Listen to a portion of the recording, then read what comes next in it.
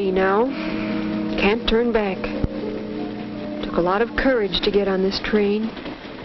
I wonder what will happen from now on. I wonder. A lot has happened in the last year. Our first year of marriage. Gee, we got a good start. I remember coming home from a wonderful honeymoon. We were so fortunate. Our housing problem was taken care of. Pete's mother owned a two-family house. She was a widow and lived upstairs, and we were going to live downstairs. Pete had a good job. Worked in the same plant as my dad. But Dad didn't introduce us, though. We met at the church. I still haven't forgiven Daddy for not telling me about Pete. In our 2 years of courting and engagement, we had come to know a lot about each other. And we had learned to love each other in a way that stood the test of, well, 2 years' time anyway.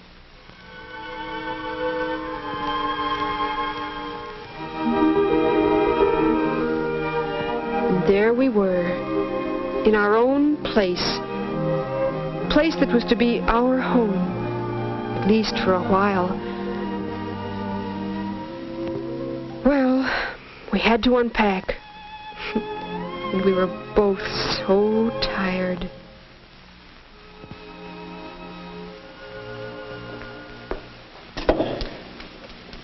Dottie.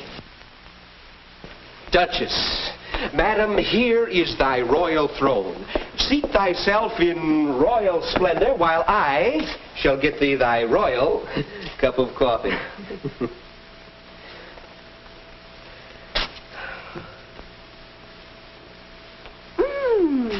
'Tis creamed and sugared exactly to my taste. Thou shalt be my royal brewmaster for evening coffee from this day forward. From this day forward. To have and to hold. Oh, Pete, we're going to be so happy together.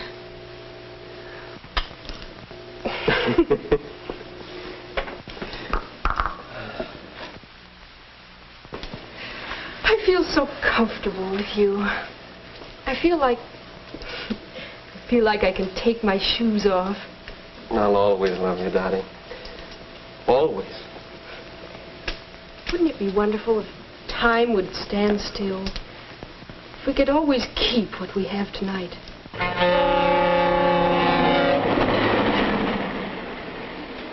From the beginning, we were learning to live together and to love together. Learning to adjust different sexual responses. But time doesn't stand still, and marriage is far more than loving together and enjoying companionship. It's making decisions together, and we had to learn to plan as partners. That first Monday morning, I was so proud of my man going out to earn a living for us. And Pete was so proud of me, cooking our first married meal. Then, suddenly, it was time for Pete to go to work. He said he didn't want to go, but he was a responsible married man now. Well, when you marry, you have to adjust to many changes. And we had decided I should quit my job when we married. Maybe I should say quit my paycheck. I still had a job. As the weeks went by, sometimes I regretted that decision to quit my job. For one thing, I missed those paychecks. And staying home was hard. It was an adjustment I had to work out.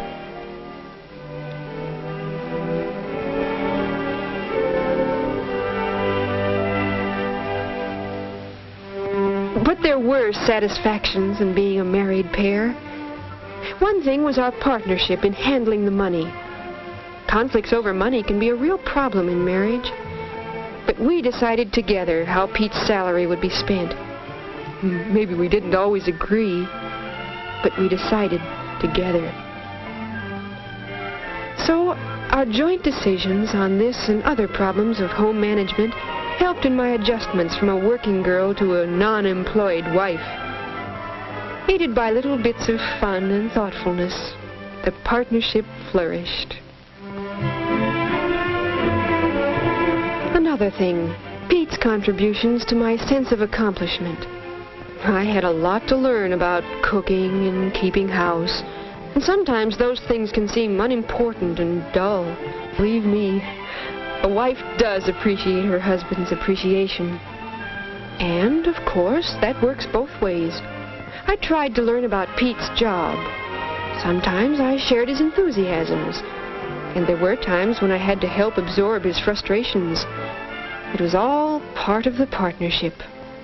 Of course, our marriage had its ups and downs. They all do.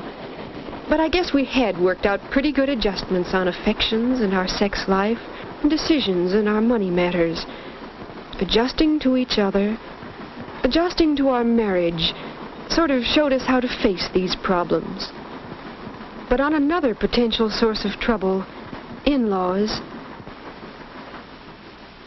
When we first planned to move into that two-family house, I thought of all those mother-in-law jokes. Still, they couldn't apply to nice people like us. But there were things like, I was planning my first bridge luncheon. Honey, Jane can't come on Thursday. Wonder who I should get for a fourth. Mother plays a good game of bridge. Yes, but maybe she wouldn't enjoy playing with a bunch of giddy girls. Oh, honey, she'd love it. She likes young people. Of course, I asked her. She insisted on bringing a fancy cake. It was delicious, everyone said. Helped make a good party. But it wasn't my party. Afterwards, Pete said he was glad I had asked her. Said she could have seen from upstairs that something was going on. Might have felt left out. How did I feel? As if we were living in a huge goldfish bowl. But I couldn't explain it to Pete. Oh, it wasn't all bad. Pete's mother and I had good times together. Shopping, for instance. I could learn a lot from her. Her experience in getting bargains. Her little tips on Pete's special likes and dislikes. But, well, one afternoon, Pete stopped in upstairs to deliver a package his mother had asked him to pick up. And it turned into a habit to drop into his mother's on his way from work 2 or 3 times a week. I didn't mind so much supper being late. I kept telling myself. But somehow, it seemed on those nights we always got into an argument, sooner or later.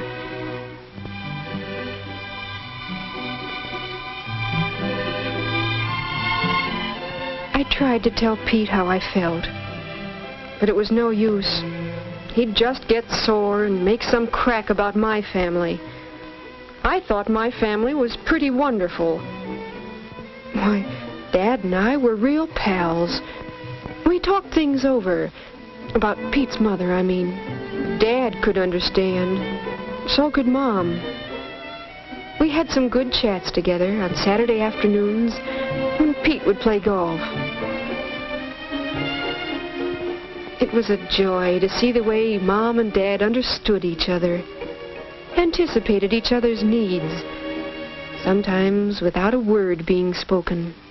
They had really grown together in their marriage. Why couldn't we? Well, in more ways than one, it was a long fall and a cold, hard winter. Meanwhile, we were still working out other adjustments together. Little things. My serving liver and learning to enjoy it because Pete liked it so much. Big things. Pete's realizing that a wife still likes to go out once in a while. And remembering the anniversary of our engagement with tickets to a special show he knew I'd been wanting to see. Married life isn't all Hollywood moonbeams and honeysuckle. but it can be mighty satisfying at times. Came spring, and my first spring house cleaning. And, well, it was Pete's mother. It wasn't that she criticized me, or even told me how to do things. But somehow, whatever I did, she did too. But in a different way. And it seemed to me she always thought her way was better. There were so many little situations that probably wouldn't have mattered if we hadn't lived in the same house. But I felt so awkward and inferior and mad.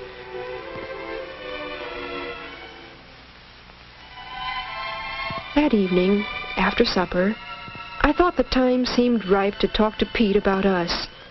But suddenly... Dottie, I got a surprise in today's mail. An offer of another job. Wonderful job. But way over in Central City. Let's talk it over. It's time we get away. Do something really decisive about the influence of your parents on our marriage. My parents? Listen to me all the way, honey, before you get mad. It's time we've got to talk this thing out. You don't know what it's like working in the same plant as your wife's father.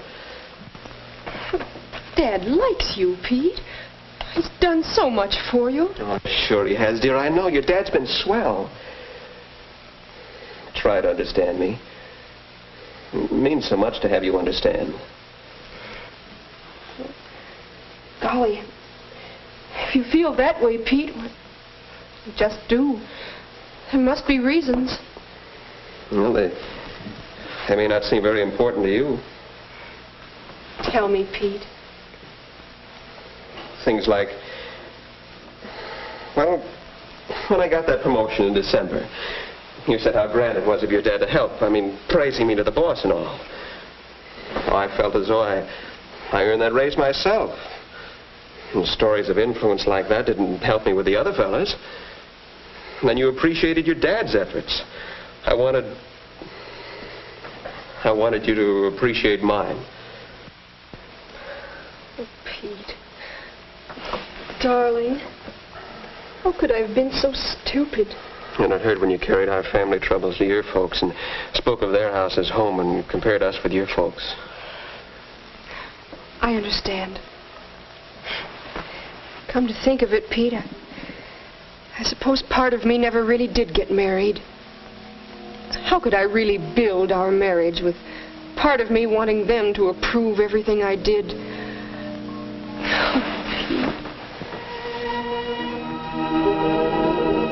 Gosh, what a difference when you see the other fellow's point of view. When you recognize that you aren't the only one with problems. But we did have to face the other issue. It was hard telling Pete about his mother so he wouldn't think of it as a counterattack. He tried to understand, and I tried to be fair about it. I could see that I'd been on the defensive. I hadn't understood that a widow might sort of need a man around the house.